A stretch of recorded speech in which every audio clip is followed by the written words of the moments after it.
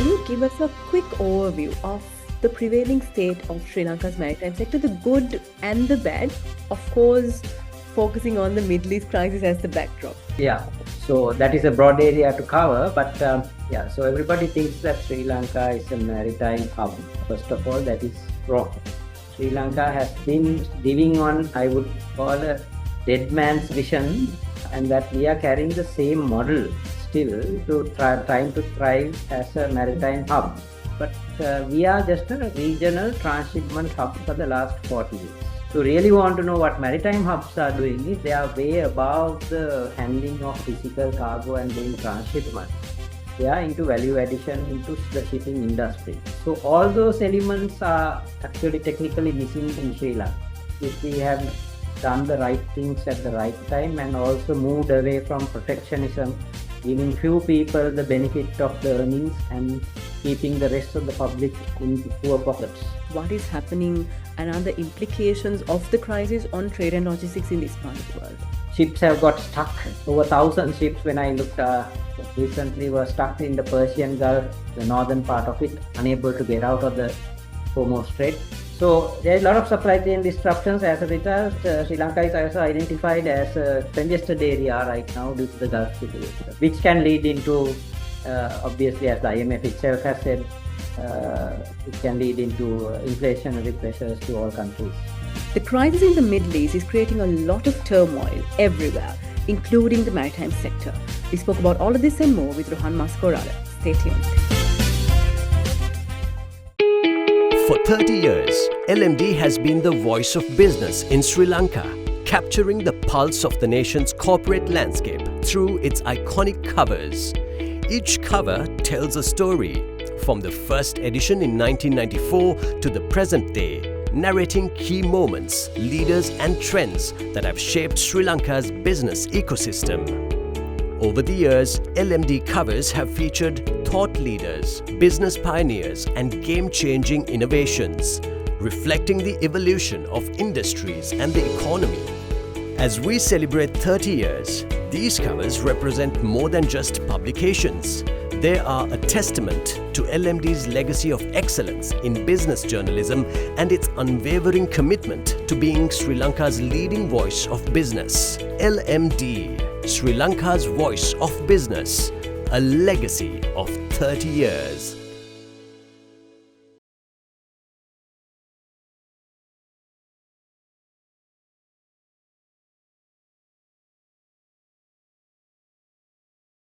Hello and welcome to LMDtv. We're focusing on the maritime crisis today. And we're here with a familiar face, the founder and CEO of Shippers Academy International, Rohan Masakorala. Welcome to our show. Thank you. Happy to be back with you. Ms. Masakorala, just to start things off, there's a lot happening, especially in terms of Sri Lanka's maritime domain. Can you give us a quick overview of the prevailing state of Sri Lanka's maritime sector, the good and the bad, of course, focusing on the Middle East crisis as the backdrop? Yeah, so that is a broad area to cover, but so everybody thinks that Sri Lanka is a maritime hub. First of all, that is wrong. Sri Lanka has not even got close to become a maritime hub. Sri Lanka has been living on, I would call, a dead man's vision, which is late Lalitha Mudali, who introduced transshipment in the 80s, and that we are carrying the same model still to trying to thrive as a maritime hub. So unfortunately, as a result, we've got ourselves stuck in a place. It's like stagflation in economics, in transshipment business, which is the least revenue-based industry in the maritime hubs. It brings very little revenue. It depends on high volume and also very vulnerable volume. But it's a key component of international maritime hubs. But we are just a regional transshipment hub for the last 40 years. We depend on the regional countries, 85% of nearly cargo throughput in the port of Colombo on transshipment. If you really want to know what maritime hubs are doing, is they are way above the handling of physical cargo and doing transshipment.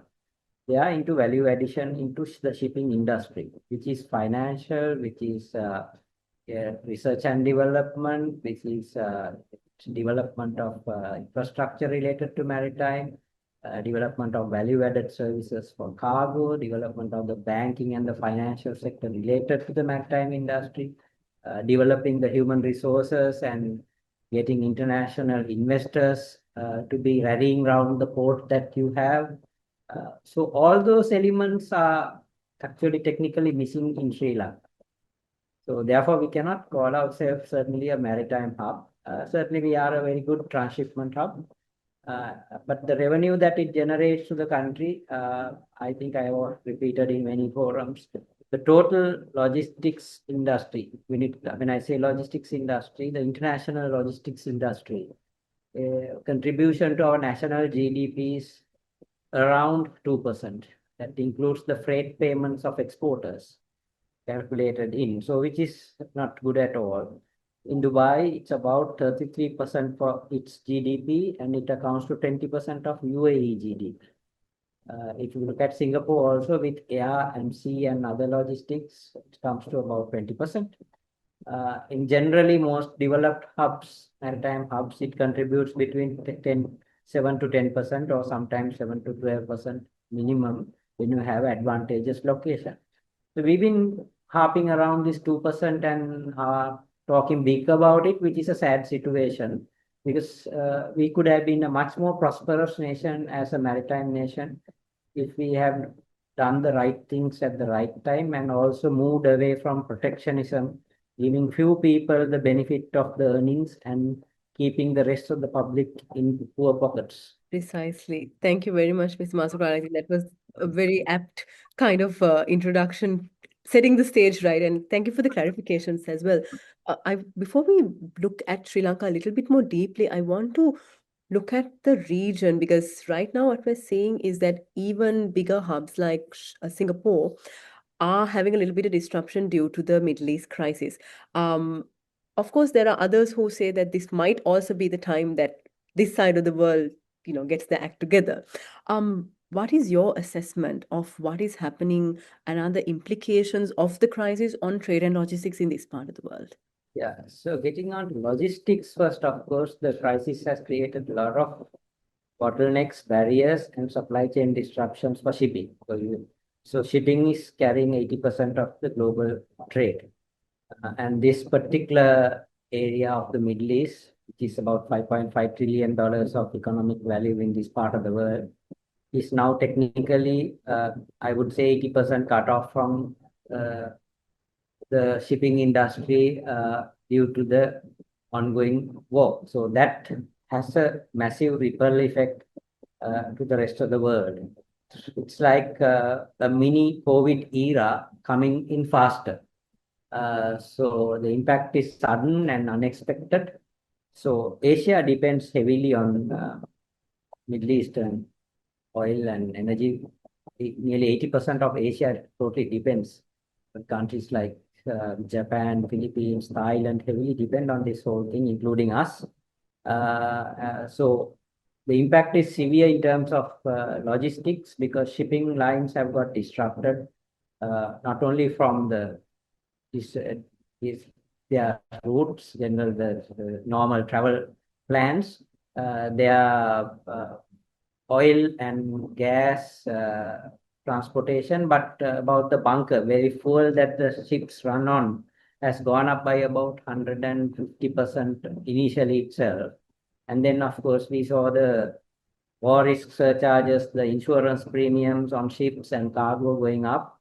And of course, then the route disruption from Cape of, again, we had to reroute the guys who are getting back to the Suez Canal, had to be rerouted to South Africa. So ships have got stuck. Over 1,000 ships, when I looked recently, were stuck in the Persian Gulf, the northern part of it, unable to get out of the Hormuz Strait. So those capacities are stuck, as well as there were ships, thousands of ships that were going towards the Gulf, who had to stop and wait in the Gulf area. So all that suddenly became absolutely a chaotic situation, creating capacity issues And then ships started coming into ports like India and Sri Lanka to some other discharge their existing cargo and start new voyages. So there are a lot of supply chain disruptions as a result. Sri Lanka is also identified as a congested area right now due to the Gulf situation. So the logistics part of it is that, of course, trade disruption is greater. It happens from the supply from the factory to the consumer. Everybody has got shock waves. A lot of people are still don't know what to do with their forward orders or future orders, what will happen with them. Some are in transit, some are in ports, some are in factories without raw materials or shortage of raw materials. You name it, the trade is totally disrupted also, which can lead into, obviously, as the IMF itself has said, it can lead into inflationary pressures to all countries. And hopefully, Ms. Masakorala, that hopefully the impact will be contained in the short to maybe medium run, but hopefully not the long run. Looking at the longer term perspective, I mean, you said that we are still operating as a transshipment hub with so much of potential. What are some of the domains, the new domains that Sri Lanka should get into? You mentioned bunkering. What are the new domains that are having the most amount of opportunities for us? So first of all, we need the business owners to be part of our business in Sri Lanka. That is, if you look at Singapore or United Kingdom or Hong Kong, Rotterdam, Hamburg, Dubai, all these are major maritime hubs, Oslo in Norway. They have, if you go to the internet, you'll find out the top global maritime hubs, and they have this working environment that is business friendly and investor friendly, first of all. And if those two elements are not there, we won't see that capital flowing into this industry in a big way. So in Sri Lanka, we know we have a cap on foreign companies to have ownership of their own headquarters. They cannot have a headquarter and have even a 51% share here. So whereas our own neighbor India has 100% opened up this sector, and they are given the freedom for business owners, I would say the ship owners and their related business owners related to shipping, to do what they would like to do in a country that has geographic advantage. So it cannot be protected by any means, but unfortunately, we have been protecting them, the local interest over international investment interest. And ship owners have been very straightforward about it. They have been asking government to fully liberalize the industry, but without having piece by piece decisions, whether it is ships or whether even the port. For example, Port of Colombo is not a landlord port. So foreign shipping lines have no stake in real terms except for the original SAGT. We have gone on the backward link of not allowing foreign ship owners to have the terminal partnerships in terms of investments. Whereas if you look at Singapore or even India, which has been far behind us, its Jawaharlal Nehru port is today 100% what you call a landlord port. Sri Lanka should definitely adopt this landlord port model and also take away this old licensing regime. We have a licensing regime for shipping. The licensing regimes are one of the most oldest free market tools that were liberalized decades ago. So to protect few industries and interests, we have a licensing regime that is highly prohibitive for investments. So this has been pointed out by the World Bank, the ADB, you name it. The United States State Department has written many reports on this. The European Union has pointed out this. But seems that it's all going on deaf ears because maybe some money is talking on a few people that blocks the reform. So without these kind of reforms, it's pointless talking about investment and beyond investment value-added services. The Sri Lanka can be the greatest logistics hub. Given this current situation, we are not in close to any of the choke points. If you look at the choke points in West Asia, we have two, actually three, one in Yemen, one in Iran, and another one in Egypt with the canal. On the other side, we have the Malacca Straits, which is actually near Singapore, which can be a choke point in any conflict. But we are in the Indian Ocean, middle of it, open, so that anybody can go around Sri Lanka to other places. So we have been located in this blessed location, but unfortunately totally unblessed in terms of policy. So getting into those, if you look at major hubs, business models, we have to do a lot of transformation in terms of processes and policies. So before you ask the next question, why we can't get there is not only the policies and or the processes anymore. We lack the talent in human resources now. I say now, not then. Then we had, and our talent is either kept shut by interested parties, or they have migrated to other countries and have built other countries prosper through their talent. So that is where the sad story of Sri Lanka's maritime industry stands. It's time now to take a very short break, but we'll soon be back to talk more about the maritime crisis. Display your brand message on digital screens at prime locations. The largest digital advertising network in Sri Lanka. Emerging Media. Welcome back to the show. We're in conversation with the founder and CEO of Shippers Academy International, Rohan Masakorala. And Ms. Masakorala, I mean, the talent shortage that we have now can be, magnified further in the coming years. How can we ensure that that this shortage is dealt with in the mid-term and the long term too? Like, how can we? Only way I can see as a free and open free economy is to bring in foreign capital and foreign companies into this country so that we get the best out of their know-how, knowledge, and market access.